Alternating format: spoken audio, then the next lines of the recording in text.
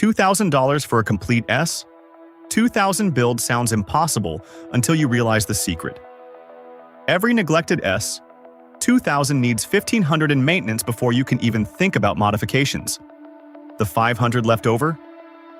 That's where the real transformation happens. Here's what kills budget S, 2000 builds. Thinking you can skip the valve adjustment at 105,000 miles to buy wheels. That's a $400 service that becomes a $4,000 engine rebuild. Or ignoring the timing chain tensioner on AP1 models. $600 to fix now, or a grenaded motor later. Let's be brutally honest about what $2,000 gets you. It's not a show car. It's not a track weapon. It's a rough but running S2000 with 100,000 to 180,000 miles that drives like it should have from the factory. And for most people, that's exactly what they need. Your budget breaks down like this: $400 for maintenance and safety, $800 for wheels and tires, $500 for suspension, $150 for brakes, and $100 for cosmetics. Notice something? Wheels and tires get 40% of the budget. That's not an accident. It's the single modification that transforms both performance and appearance. Start with brake pads. Hawk horsepower 5.0 fronts for $65, part number HB453F 6.1, and rears for $55 HB453F 6.1. Add $25 of Mobil RBF 600 brake fluid. That's $145 total for brakes that actually stop the car and don't fade after 3 hard corners. Fluids are non-negotiable. $35 for Mobil 1020 and a $10 OEM filter. $35 for Honda MTF transmission fluid. Don't use aftermarket. It makes these transmissions shift like garbage. $30 more for Honda Dual Pump Fluid 2 in the differential. Skip any of these and you're building on a foundation of sand. Now the controversial part: $400 RP F1 replica wheels in 17x9 plus 45 offset. Yes, replicas. The authentic Enkais cost $800, and that weight difference? It's 2 pounds per wheel. You know what makes a bigger difference? The $400 you save going toward tires that actually grip. Those tires? Falken Azenis RT660 in 225/45 R17, $400 for the set. They're 200 treadwear extreme summer tires that transform how the car drives.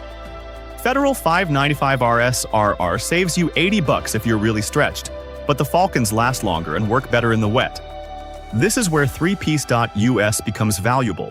They can help you nail the exact fitment specs if you decide to upgrade wheels later. Suspension gets $500, and here's where people mess up. They buy $300 coilovers that ride like shopping carts and blow out in 6 months. Instead, Koni STRT struts for $200 up front, part number 8741-1419. $150 for the matching rears, 8741-1420.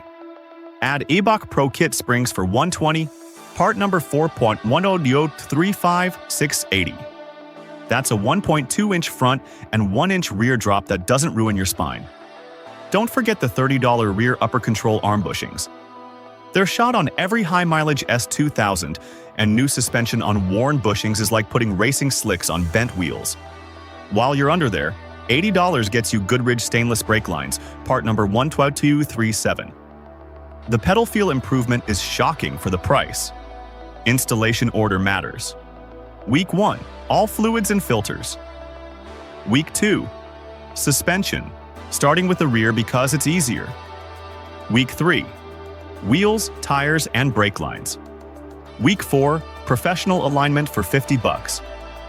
Try to do this out of order and you'll either waste money on redundant work or damage new parts with old problems. What about cosmetics? You get $100. $25 for a headlight restoration kit, $20 for touch-up paint, $15 for trim restoration. The interior? A $25 shift knob and $15 to deep clean the floor mats. That's it. But here's the thing.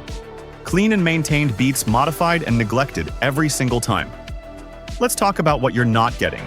No turbo kit, no adjustable coilovers, no big brake kit, no carbon fiber anything. The naturally aspirated F20C stays at 240 horsepower, or 237 if it's an AP2. But you know what? A well-sorted S2000 on good tires with fresh suspension is faster on a back road than most modified cars with twice the power. Common mistakes that blow budgets. Stretched tires for stance. They're dangerous and handle worse. Universal brake lines that don't route correctly. Intake mods without tuning that lean out the engine. Cheap wheels that crack. Delaying alignment after suspension work and destroying $200 tires in 3,000 miles. Every one of these false economies costs more than doing it right. Want to save money? Used OEM AP2 wheels for $300 instead of replicas. KYB XLG shocks for $180 instead of Koni's. All-season tires for $250. But each compromise costs performance. The build I've outlined hits the sweet spot between cost and improvement. Go cheaper and you're just maintaining.